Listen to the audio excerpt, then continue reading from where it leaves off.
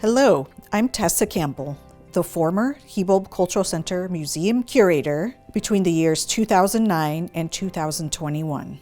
In support of preserving Tulalip's heritage, this video serves to archive The Power of Words, one of the museum's exhibit displays from 2020 to 2023.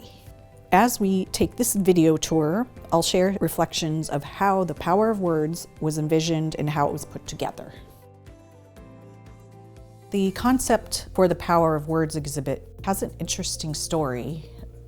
Emily, the current Hibulb Cultural Center curator, and I originally had planned to develop an exhibit that really honored and celebrated our current Tulalip published authors, those who had published a book within the 90s up to circa 2019, 2020. As we were reading through each author, some interesting themes started to emerge.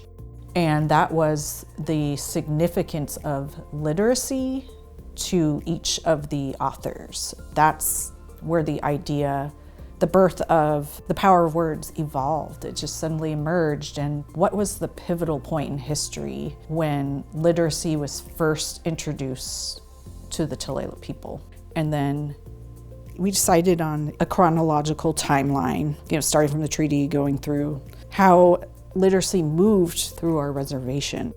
Starting point was essentially, the first documented time was January 22nd, 1855, the signing of the Point Elliott Treaty. Thinking about the design of the exhibit, one of the major highlights was bringing back our official and original Point Elliott Treaty of 1855. We did a loan process, which took a year and a half with the National Archives in Washington, D.C. We had to do a lot of preparation and getting our space ready. The reason we thought it definitely should be included, because that was the question, like, why is a treaty in this exhibit? Why literacy? And again, it was, the first major point in time where Tulalip people were exposed to the most important document that would represent their existence as a distinct population. The signers could not read or write, and so they had no idea what they were signing. It was just a completely foreign document. The idea of an agreement in a paper form is just something they've never experienced. And so there was the translator there who translated Chinook jargon, Lushootseed to English. It was the starting point of the exhibit. And it's an interesting story because the archivists in Washington, D.C. wanted to help us and kept telling us how we should display the exhibit. It should go here, you should put it central in the gallery so people can walk around it and see it from all sides. And I was like, no. We are going to put it, we're going to have the experience of the visitor represent how our people felt when they signed the treaty. We're going to put it in the corner. When you're there, you have nowhere to go. You're not free to move around freely and just do what you want. You're just kind of in this dark corner. And he was like, oh, okay. So after this treaty signing, the next pivotal point when literacy was a traumatic experience, first introduced as an assimilation tool and also a Christianizing tool. So first through the mission schools, we had Father Charus here on the reservation. A lot of the elders fortunately had good stories to tell about what their great-great-grandparents had said about him.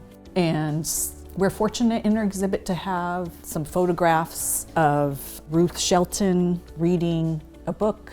This is from the Swinomish Mission School. It's not from Tulalip, but it's such a prized possession to actually have a photograph that old to, be represented in this exhibit.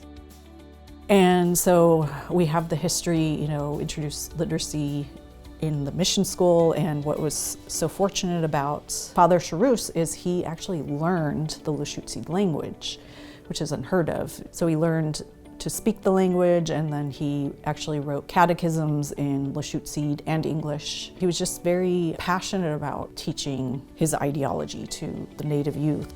The school was underfunded by the federal government. He paid for everything out of his own pocket.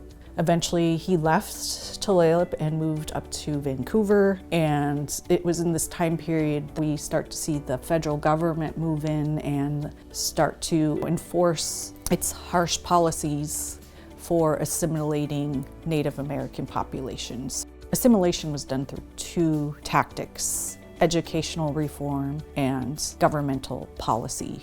This is one thing that's important to discuss, is that Native Americans are a distinct population because they are not only a racial group, they're identified as a legal politicized group, and that is through the treaty signings. And so that's why they have this distinct history of boarding school assimilation. The boarding school started at Tulalip, and we're fortunate, very fortunate, from Wayne Williams donating his grandfather's collection of archival materials, William Shelton, who maintained records from 1880s until the day he died, 1938. I mean, he maintained a diary from 1896 through his death. And of course, he's commemorated in the exhibit because he did a lot of the maintaining of recording and archiving tribal history. He documented a significant amount of Tulalip history, and so that's so important for tribal nations to have their own history documented from a Native perspective versus outside ethnographer, anthropologists, because it shows it's accurate and relevant. It's not romanticized. So he was an employee at the Tulalip Indian School, where his daughter Harriet Shelton was the student, and Harriet's sister Ruth, who sadly died when Harriet was young. The school, it was a very harsh life for students. Literacy was a big part of the assimilation process by the federal government. We have a quote in the exhibit that was just heartbreaking. It was in one of the governmental reports in 1905 from the Bureau of Indian Affairs that said, "The aim of the agency is not to produce scientists or doctors or lawyers. The goal is to produce sufficient laborers and farmers and good housewives and keepers." And so it was like, okay, our goal is we're going to provide them with literacy, but it's not enough literacy to flourish and thrive. Within the boarding school exhibit, we did a rendition of a historic photo, and just to display, it's a very westernized overview of what the school looked like. And we are fortunate to have some of the original reading material that was part of the boarding school. So the students would read Carl and Catherine in Holland. Very out of context for Native people. What were the chances that they'd ever go to Holland? Unless they were going to Europe for World War I or World War II. These were just books that had no relation to their life or lived experience. In the school, we have their curriculum, what life was like. They're going from hunting and gathering to suddenly gardening. And the Tulalip tribal members talk about how the land here at Tulalip is horrible. It's impossible to grow anything here. It's very rocky. Traditionally, they're hunters. So none of these really took off after the boarding school era. They came from a very seasonal and cyclical schedule following first salmon ceremony, or the times of the sun coming up and going down. It's time to gather or go fishing or hunting, to this very rigorous schedule that was instilled with a bell every half hour. I just can't imagine. I would just be on edge constantly with being watched and being told what you can and can't do, especially not being able to speak your traditional language. That, as Harriet discussed, it was, a lot of the elders say that it was beaten out of them. Coming into the school and having a new diet. They had lots of dairy, a lot of natives are lactose intolerant, lots of bread. But a lot like the literacy, there was just enough food to get by. Just like literacy was just enough literacy to get by. That was also in their meals. Harriet Shelton Dover talks about in her book how the students were always half starving. And so every day of the week, they were required to be doing something instilled by the school schedule, and they weren't allowed to see their family during the week or go home to see their parents. They were only allowed to go home during summer break, and so they were just completely isolated from their families, and that was intentional. In 1934, we see another point in time, a shift when writing becomes a form of empowerment. Instead of forcing them to be oppressed, we have the Tulalip Reorganization Act of 1934. Tulalip Tribal Governance was formed, and Tulalip Tribal Council was developed, and they wrote their bylaws and constitution. So important, to understand. And again, it goes back to, connect this back to the treaty and forming our own law and justice systems. That's tribal sovereignty, just going back to the treaty. And in our exhibit, we talk about the history of our tribal police and justice system, and how far we've come as a people. And we couldn't have done that without the two things, without our treaty and without literacy. We needed these two things to forge ahead and empower our people. After the boarding school closed in 1932, that's when tribal members, tribal youth, were forced to integrate into the public school system, and that was mainly the Marysville School District. And what is so unfortunate is, historically, Native Americans have, when it comes to education or things like health, it's always focused on deficits. So you never see historic news articles that say who's succeeding, which Native students succeeding, or why they succeed. We have this newspaper article from 1920s. Indians should be taught to read and write, says woman. And so it talks about how Natives are, the most literate, and we see that continue on to today. We have our Tulalip Education Division, we have our Tulalip Higher Education Division, and they offer, we have wonderful staff who fully support, our tribal membership and encourage and mentor students. We're fortunate to have our Tulalip Lushootseed Language Department, which has a full operating department of around, 25 people. And they teach the language starting from Montessori up through the elementary school, through high school, up through college at Northwest Indian College. And so I've taken the classes before, and they do an excellent job of, you get to also learn language, because in the 60s, Tom Hess created the Lushootseed Language Dictionary.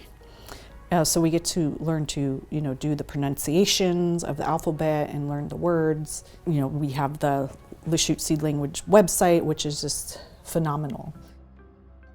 We have this panel that discusses cultural literacy, and cultural literacy is similar to written literacy.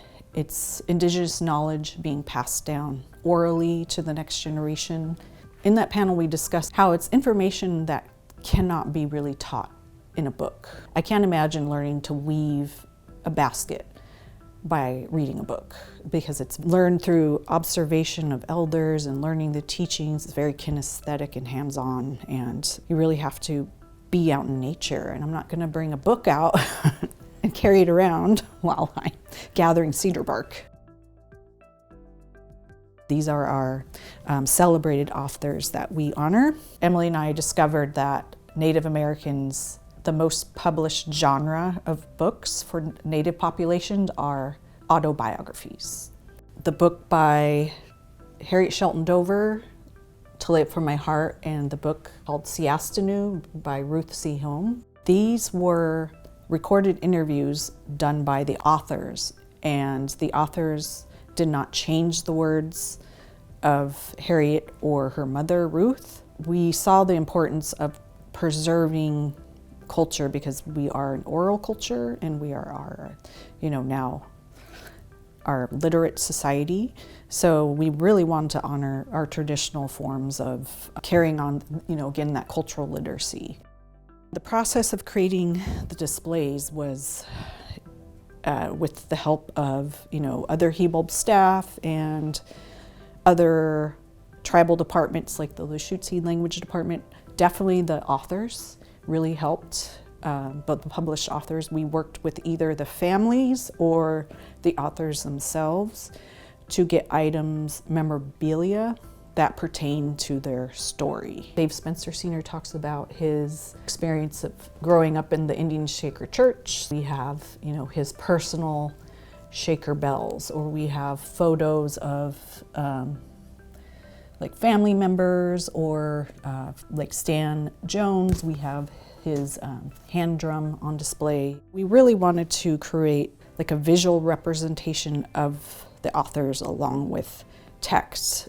Some authors talked about, like Dave Spencer Sr. and Harriet Shelton Dover specifically, discussed in their personal memories of visiting the local library. Dave Spencer talked about riding his bike with his sister to escape, harsh reservation reality that he was living.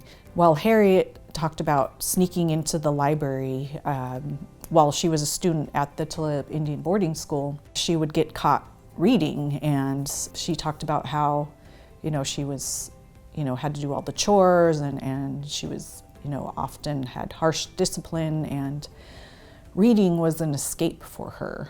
So each author also talked about how literacy empowered them. Harriet would write to the Seattle Times, Sunday paper, and make contributions, and Dave Spencer became a published poet and author, and it just really, they were passionate about sharing tribal history. Pretty much all of the books are the memoirs of the lived experiences of these authors. We have To Lay Up For My Heart was Harriet Shelton Dover's life experience, mostly at the boarding school. Dave's book, Lifted to the Edge, is about his childhood experiences on the reservation. Former chairman Stanley G. Jones Sr., Skohalem, published an autobiography. And then we have Diane Jane's book. She is excellent at preserving our photographic history of families, tribal events. So she's created several pictorial books in which she identifies who people are, who's in the photo, what date it was, what event is happening. And then we have books from Guy Madison. The Res was a book. He talks about his memoirs of growing up on the reservation, and he has another book, Ward 7, which is a tribute to his experience in the Vietnam War as a veteran. Celebrating our published authors is important because, I really want our tribal youth to see that they too can become published authors. Their words matter. Their voice matters. To touch on literacy, we created a poetry wall in the center, and we published tribal members' poems that they'd written. We had gone through the Siat sub and read and collected all the poems and put them on the wall. And then we also talked a little bit about the Tulalip library history. Unfortunately, we do not have our own library, which is something I really dream and envision to see. We do have the research library at the Hibulb Cultural Center, which offers an array of books and an amazing, history department that preserves Tulalip history through video production. And then we have a little bit on technical data services, which is basically like our IT service, telecommunications and internet services. So we talk about what the tribe does through like website development and how they do information management and connecting information. The words of our ancestors that were told to us, they are the teachings for us today and our future generations.